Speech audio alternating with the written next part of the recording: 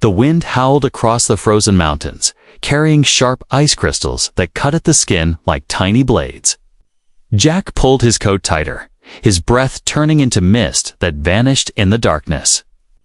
He had been walking for hours, following a faint trail through the snow, hoping to reach the next trading post before nightfall. But the storm had come faster than he expected, and now the white world around him was almost impossible to see. His boots crunched in the snow as he forced himself to keep moving. Somewhere ahead, through the blinding flakes, he spotted a dark shape of building.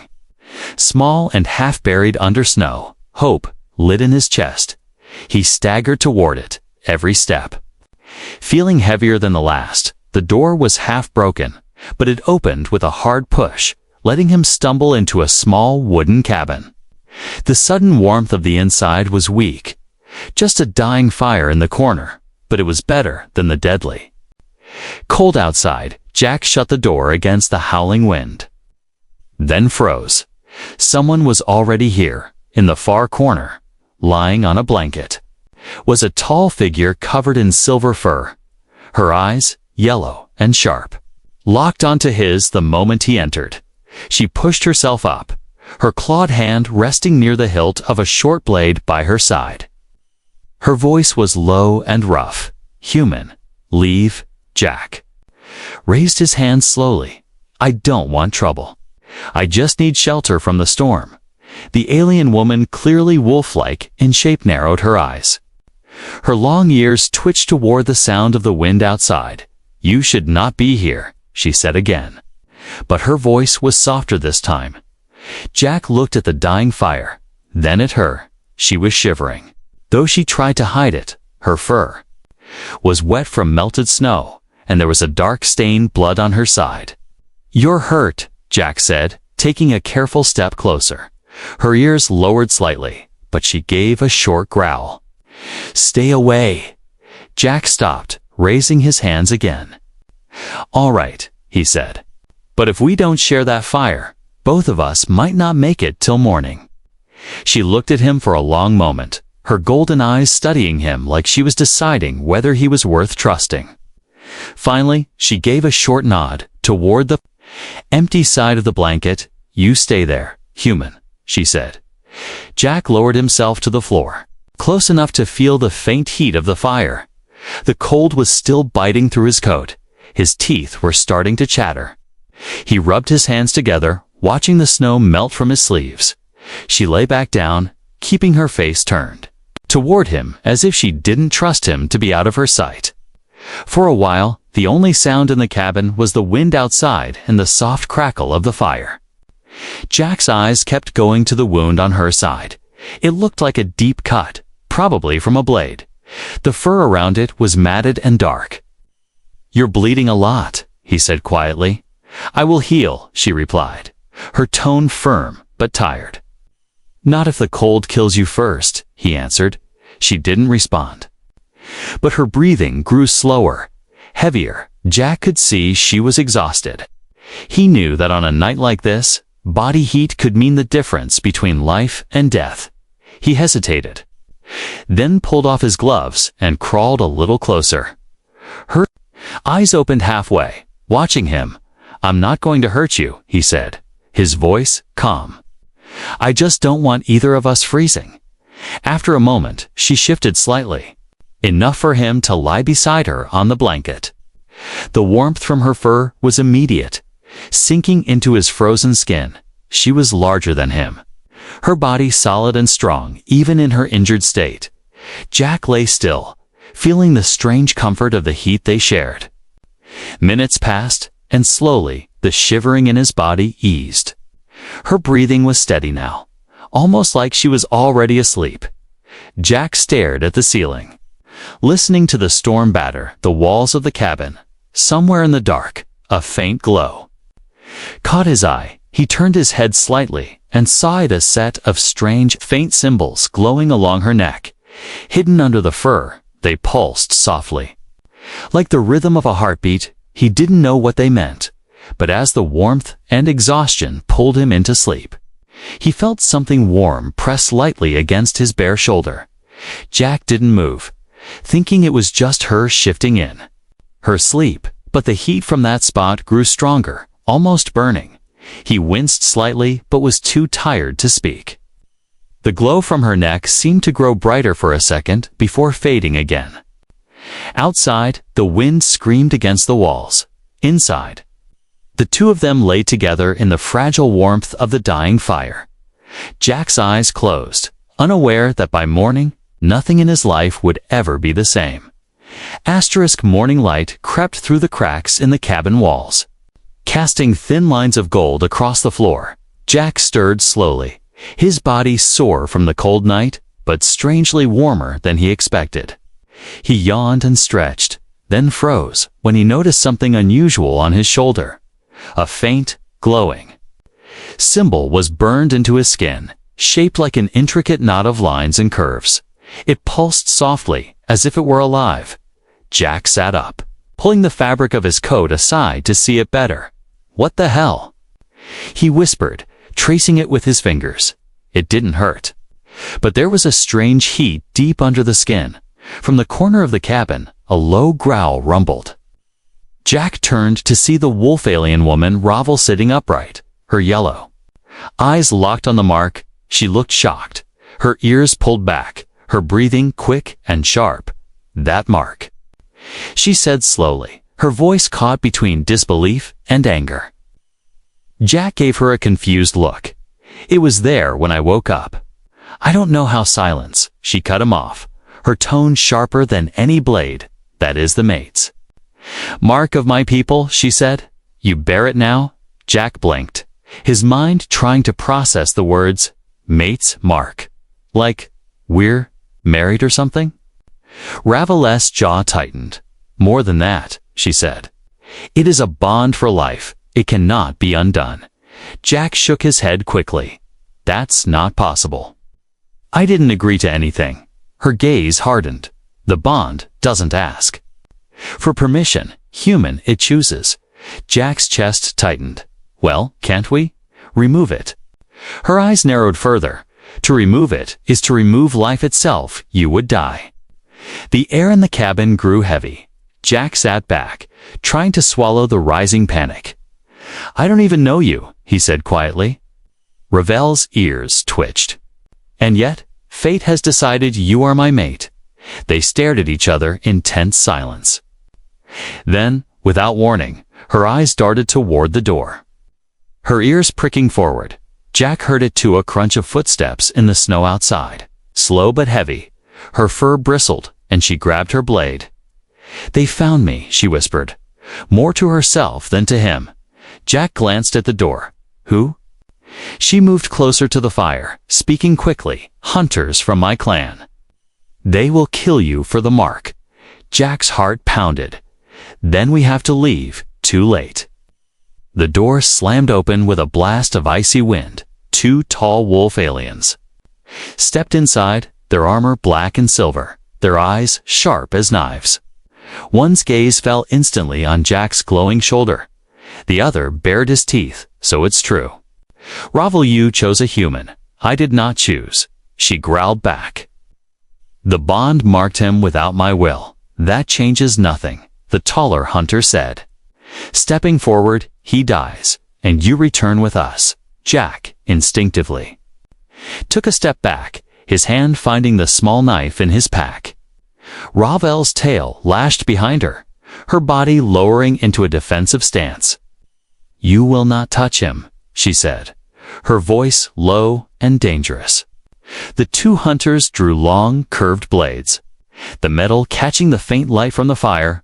One lunged toward Jack, but Ravel moved faster, knocking him aside with a force that sent him crashing into the wall. The other swung at her, the blade grazing her arm. But she didn't slow. "Run, human," she shouted, parrying another strike. Jack hesitated, his instincts screaming to flee. But he couldn't just leave her. He grabbed a burning log from the fire and swung it at the second hunter, forcing him back. The smell of singed fur filled the air as the hunter roared in anger. Ravel kicked the first hunter to the floor, then grabbed Jack's arm, pulling him toward the door. Snow and wind hit them like a wall as they stumbled outside. Behind them, the hunters recovered quickly. Stepping into the snow with blades ready, a deep, echoing horn sounded in the distance. Jack looked at Ravel. What was that? More are coming, she said grimly, and they will not stop. The two of them ran, their breath steaming in the freezing air. The snow was deep, slowing Jack down, but Ravel stayed close. Almost pushing him forward, the horn sounded. Again, closer this time, Jack's mind spun, the glow on his shoulder throbbing in time with his pounding heart. As they reached the edge of the forest, Ravel grabbed his wrist and pulled him into the shadow of the trees. She pressed her back to a trunk, her ears twitching as she listened. They will follow our scent, she said, but the storm may hide it for a while. Jack looked at her, still catching his breath. This mark, this bond. Why would it happen between a human and... He gestured at her. Her eyes softened for the first time since morning. I don't know, she admitted. But now, our fates are tied, whether we wish it or not, somewhere deep in the forest. The sound of snow crunching under armored boots drew closer. Jack tightened his grip on the knife. Ravel adjusted her blade in her hand, her golden eyes locking on his. Stay close, human, she said. From now on, they will see you as mine. The forest was silent, except for the crunch of snow beneath their boots.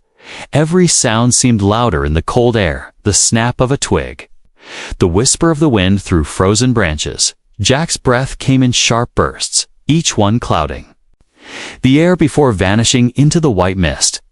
Beside him, Ravel moved like a shadow, her steps light despite the deep snow, her ears constantly twitching to catch every noise. They're close, she whispered, her golden eyes scanning the trees. Jack glanced over his shoulder, half expecting to see the armored hunters right behind them. The glow on his shoulder pulsed again, stronger now, and he swore he could feel it beating in time with his heart. What is this thing doing to me? He asked in a low voice. It's telling them where you are. Ravel said grimly. The mate's mark calls to the planets a beacon. Jack's stomach dropped. You mean they can track me? They can track us, she corrected. You are mine now, and they will not let us go easily. A sudden sound shattered the stillness, a deep growl rolling through the trees. Jack froze, gripping his knife tighter. From the shadows ahead, a figure emerged, another wolf alien. In dark armor, his eyes locking onto Jack instantly. There. The hunter snarled, raising his weapon before Jack could move. Ravel shoved him behind her.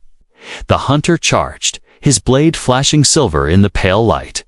Ravel met him head-on, their blades clashing with a metallic ring that echoed through the forest.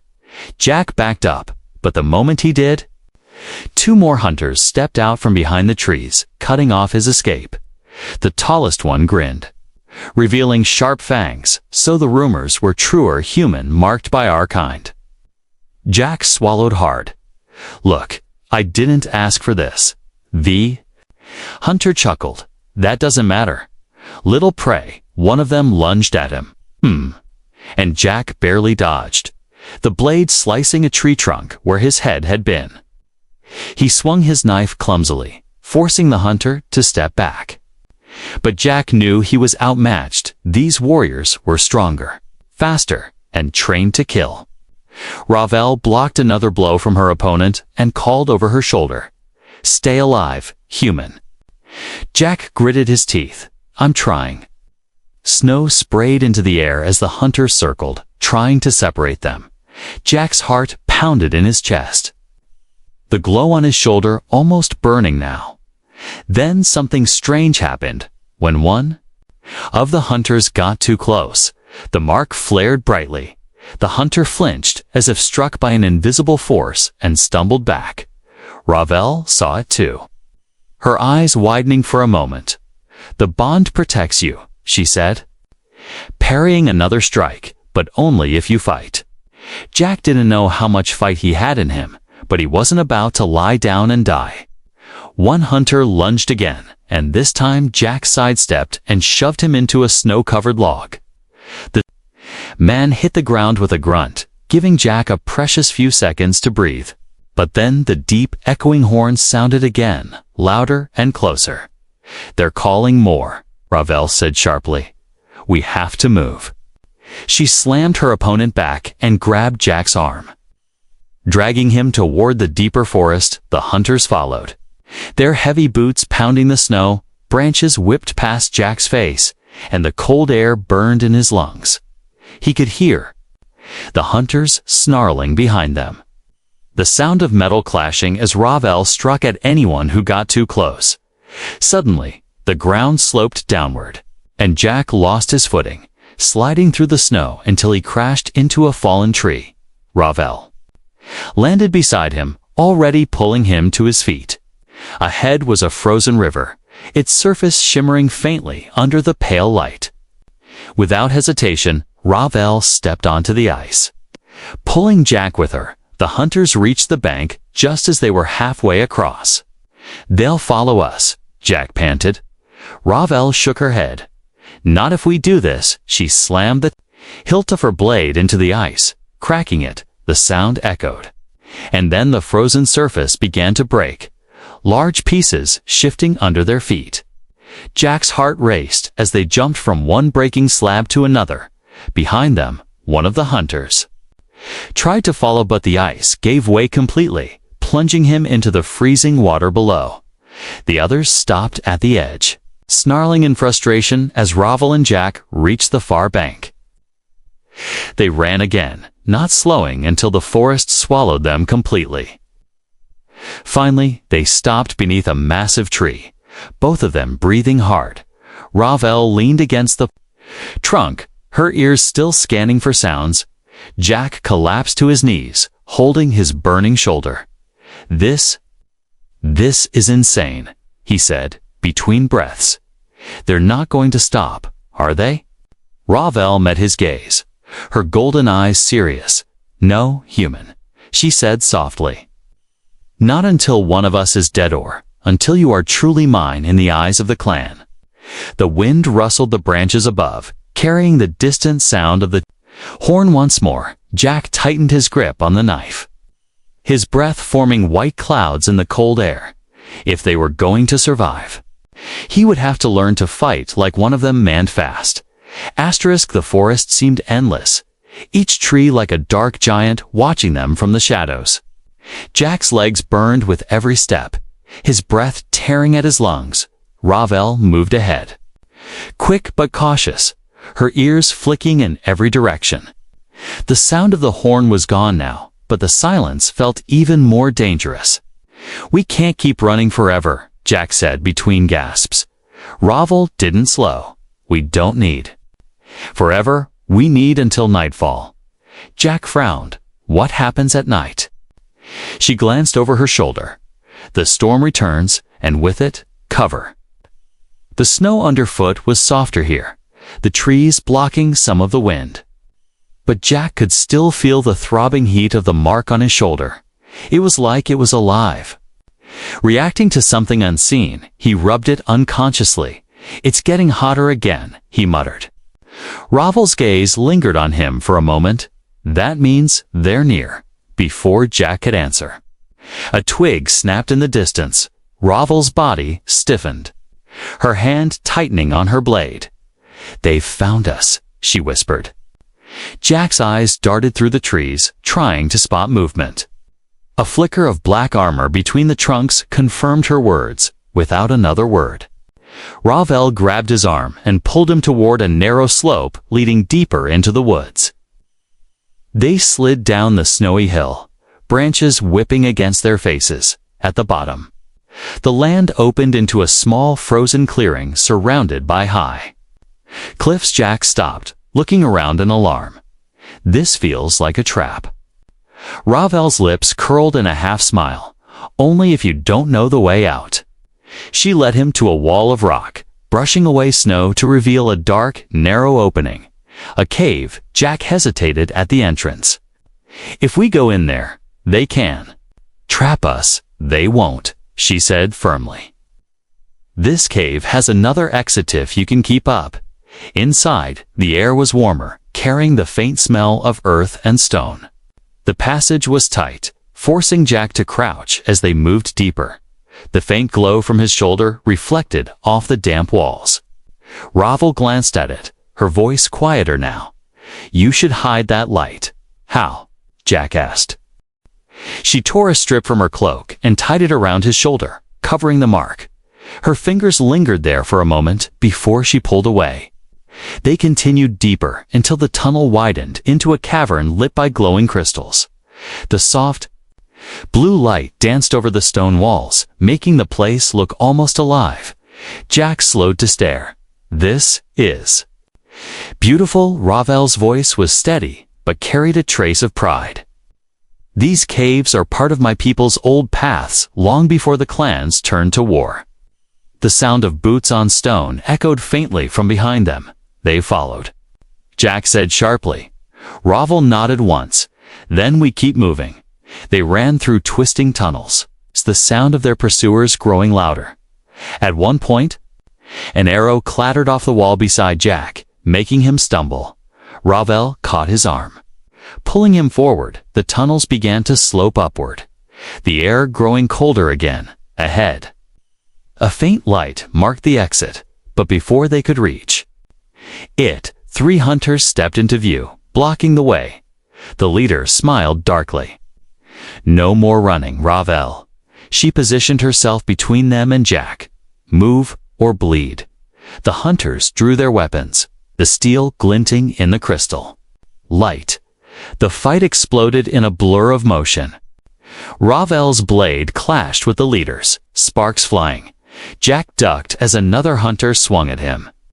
Barely dodging, he swung his knife wildly, catching the man's arm and making him snarl in pain.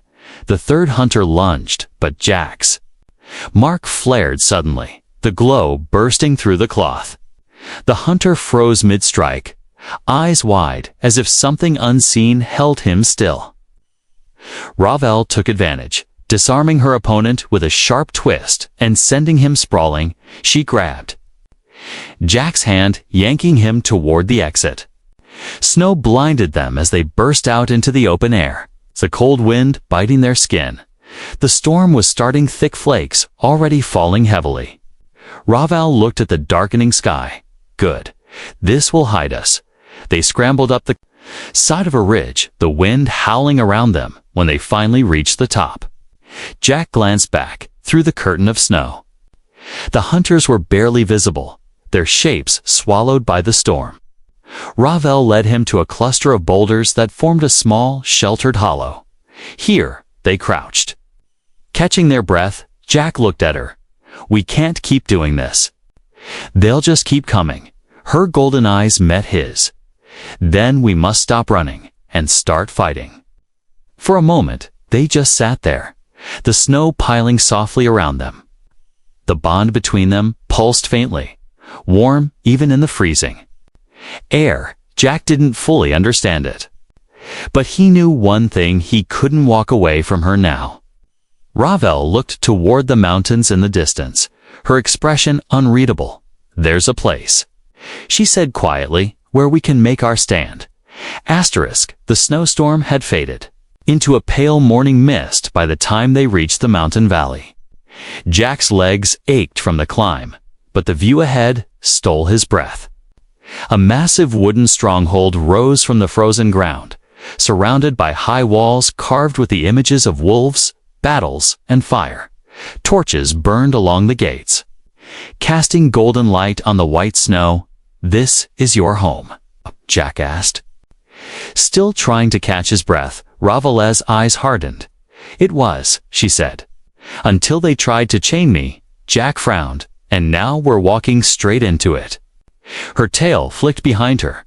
If we want the hunts to stop, the alpha must be faced. 2 wolf guards at the gate spotted them immediately. Their eyes went to Jack, then to the glowing mark barely hidden under his cloak. One of them growled. Lo, the rumors are true, the human bears the bond.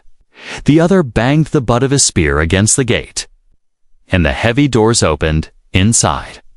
The air was filled with the scent of burning wood and the low murmur of voices.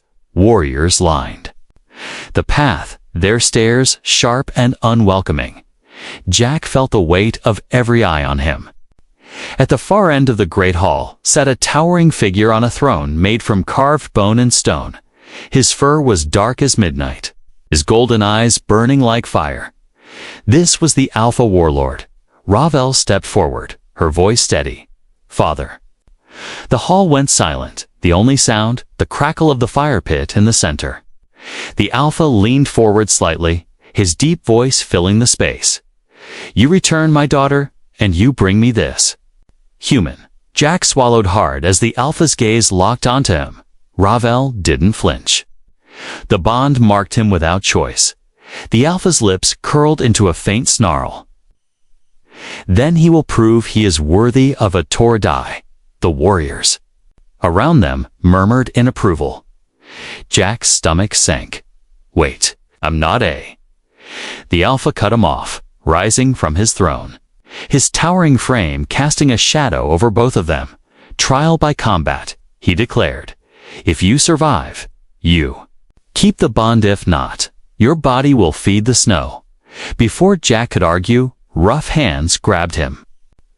Pulling away his pack and knife, they led him to a wide fighting circle outside, the snow packed hard by countless battles before.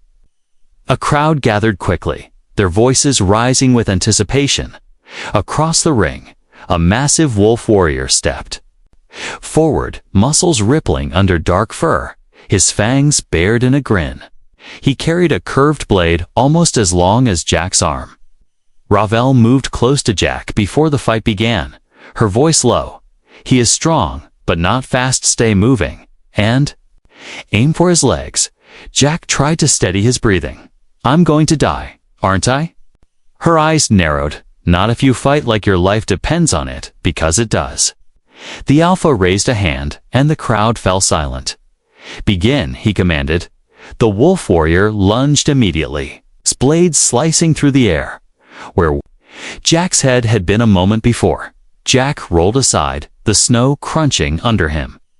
The warrior turned quickly, swinging again, but Jack ducked low. Feeling the rush of air as the blade missed by inches, he remembered Ravel's words, and kept moving, circling, forcing the bigger man to turn. Each time the warrior struck, Jack dodged or ducked, his heart pounding in his chest, but his luck couldn't last forever. One swing caught his coat, tearing the fabric and grazing his skin. Pain flared along his side, but Jack forced himself to ignore it. The mark on his shoulder burned suddenly, the glow brightening. The warrior hesitated, his eyes flicking to the light. Jack saw his chance. He dove forward, slamming his shoulder into the wolf's knee. The warrior staggered, letting out a sharp growl. Jack scrambled to his feet and kicked at the same leg, forcing the bigger man to drop to one knee. The crowd roared, half in anger, half in excitement. The warrior swung upward in desperation, and Jack barely avoided the strike without thinking. He grabbed a handful of snow and threw it into the man's eyes. The warrior snarled, blinded for a moment, and Jack slammed his fist into the side of his head. The wolf crashed into the snow, struggling to rise. The Alpha raised a hand again, and the noise of the crowd faded. He looked from Jack to the fallen warrior, then to the glowing mark. Finally, he spoke. "The bond's magic is real. The human lives." The crowd murmured in surprise, some in disapproval, others in awe. Ravel stepped to Jack's side, helping him to stand straight. The Alpha's voice was lower now, but carried an edge. "You are not yet safe.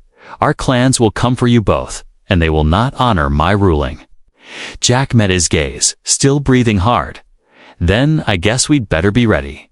The Alpha's eyes narrowed, but there was a flicker of respect there. He turned away, signaling the end of the trial. As the crowd began to disperse, Ravel leaned close, her voice quiet enough for only Jack to hear. "You did well, human, but this is only the beginning." The Mark on Jack's shoulder pulsed again, warm even in the freezing wind. Somehow, he knew she was right. The fight for survival had only just begun.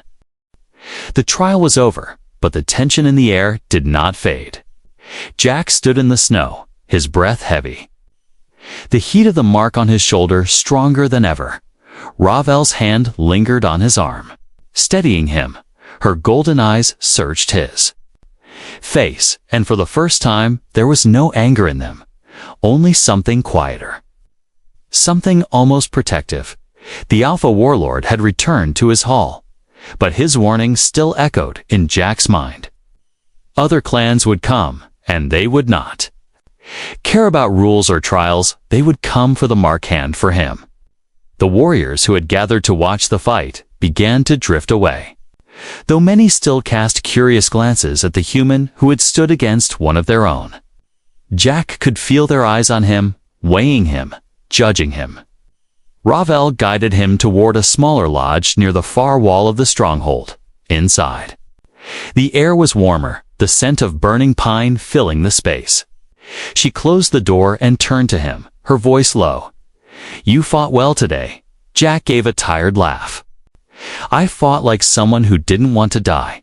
Her ears twitched slightly, almost in amusement. "That is enough for now." He sank onto a bench near the fire, pulling back his torn coat. The cut along his side was shallow, but it still stung in the cold air. Ravel knelt beside him, pulling a small leather pouch from her belt. She took out a dark paste and began to apply it to the wound. Jack winced. "That stuff smells awful. It will keep the rot away." She replied, "You will thank me later," as she worked. Her fingers brushed close to the mark on his shoulder. The glow brightened under her touch, sending a strange warmth through his chest. Jack looked at her. "Does this thing feel the same to you?"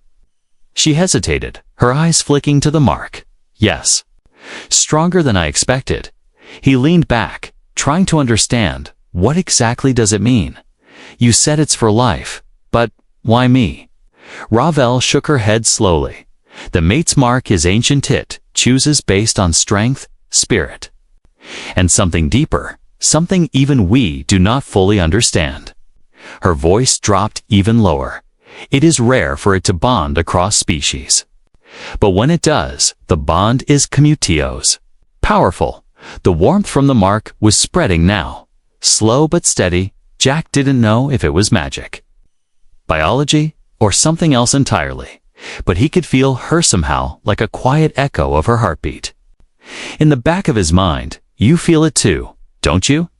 he asked. Ravel's gaze met his unblinking yes. "And that is why we are in greater danger." Before he could ask what she meant, a deep howl echoed outside.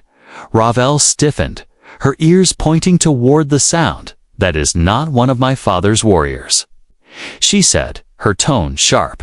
"Another clan has already come." Jack stood quickly. "Already? How did they know?" She looked at him like the answer was obvious. "The mark calls to them, just as it called to my clan. It is both a shield and a signal." Outside, the sound of many footsteps crunched in the snow, followed by shouting in a language Jack couldn't understand. Ravel grabbed her blade, her fur bristling. "My father will not risk open war inside the walls. He will demand we leave." To face them away from the stronghold, the door swung open, and one of the Alpha's warriors stood there, his expression grim. "The Alpha says you must go. The Frostfang clan demands the human." Ravel bared her teeth. "Then they will have to kill me first." The warrior gave a short nod, as if he expected that answer, and left. Jack tightened his grip on his coat.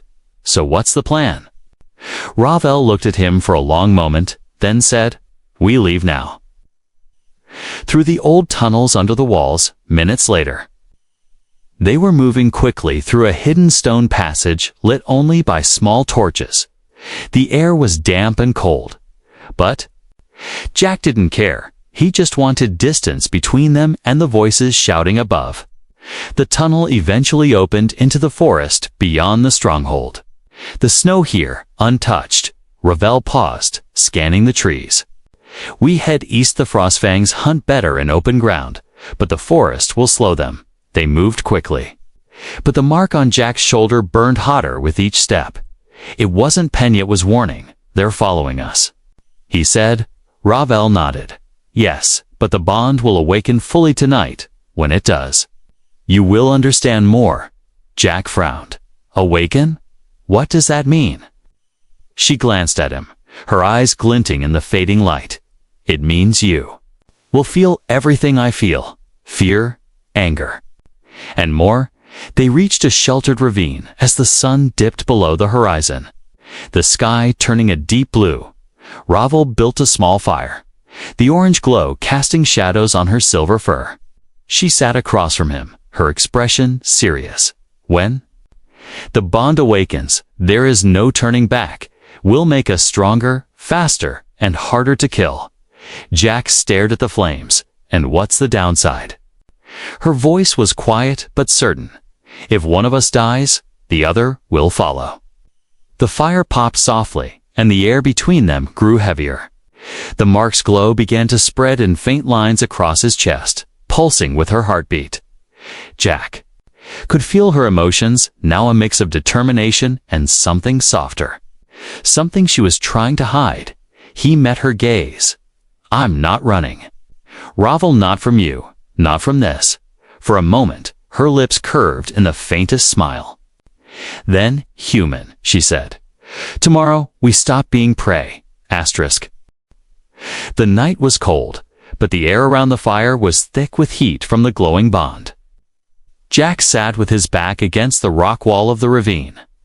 Watching the faint light from the mark spread further across his skin, it felt strange, like a second heartbeat had taken root in his chest. Across from him, Ravel was silent, her golden eyes fixed on the darkness beyond the fire. She was listening, always listening. The forest seemed still, but Jack could feel the tension in the air. Somewhere out there, the Frostfang clan was hunting them. The bond was stronger now, and through it, he could sense her alertness, the faint quickening of her pulse, the controlled readiness in her muscles. It was like part of his mind was now tuned to her completely. "They're close," she said. Suddenly, Jack didn't hear anything, but he believed her. He stood, tightening his coat, his hand resting on the hilt of the short blade she had given him earlier. "How many?"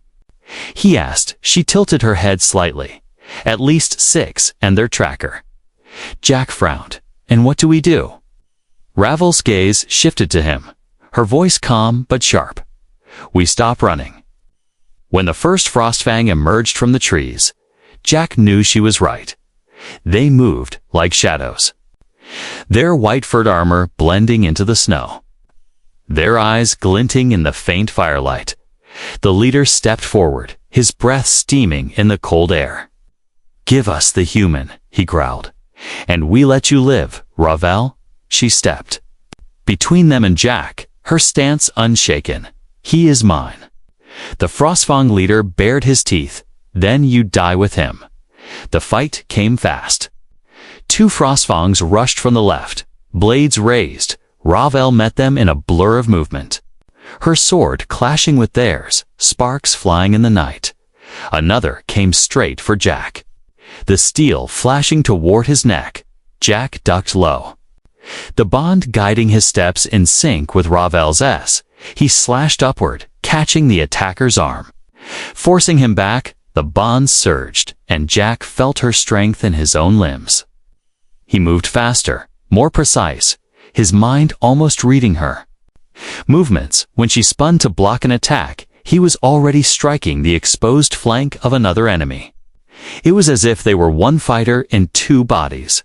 The Frostfangs began to falter, confusion breaking their rhythm. One tried to circle around for a strike from behind, but Ravel's warning flashed through the bond before Jack even turned his head. He pivoted, blocking the blow and driving his shoulder into the enemy's chest, sending him sprawling into the snow. The leader roared in frustration, charging straight at Jack. The impact knocked him back against the rocks. the blade pressing dangerously close to his throat. Ravel's fury slammed through the bond like fire. She tore the leader off him, slamming him to the ground and pinning him with her blade. At his throat, the Frostfang leader spat blood into the snow, his eyes flicking to the glowing mark on Jack's shoulder. This bond. It is an abomination, he hissed. Ravel's voice was cold as steel. No, it is the future. Her blade flashed, ending his challenge in a single, clean strike. The remaining Frostfangs froze, the will to fight draining from them. One by one, they backed away into the forest, disappearing into the shadows without another word. The night grew quiet again. Except for the sound of the wind through the trees, Jack leaned on his blade, his chest heaving. The bond still burned hot. But it wasn't just from the fight. There was something deeper now. A fierce connection that went beyond survival. Ravel stepped to him, her hand resting lightly on his uninjured shoulder. "You fought well, human," she said, and there was no mockery in her tone. Only pride. He met her gaze. "We fought well." Her lips curved into a faint smile. Yes, they returned to the fire. The storm above starting to break. Jack sat close to her now, the warmth between them stronger than the flames, through the bond. He could feel her heartbeat slowing, her mind finally at rest. For the first time since they met, there was no wall between them. What happens now? He asked quietly. Ravel looked toward the distant mountains. "Where the other clans lived, we walk the mate's path," she said. "It will not be easy. There will be battles, challenges, and those who will try to break the bond." Jack nodded slowly. "Then we face them together." She leaned just slightly against him. Her voice a low rumble, from now until the end. The mark on his shoulder pulsed warmly, sealing her words with a silent promise. They sat like that until the fire burned low, the night wrapping around them like a cloak. Two souls bound by something older and stronger than either could have imagined. The path ahead was dangerous, but neither feared it anymore, because now they didn't walk it alone.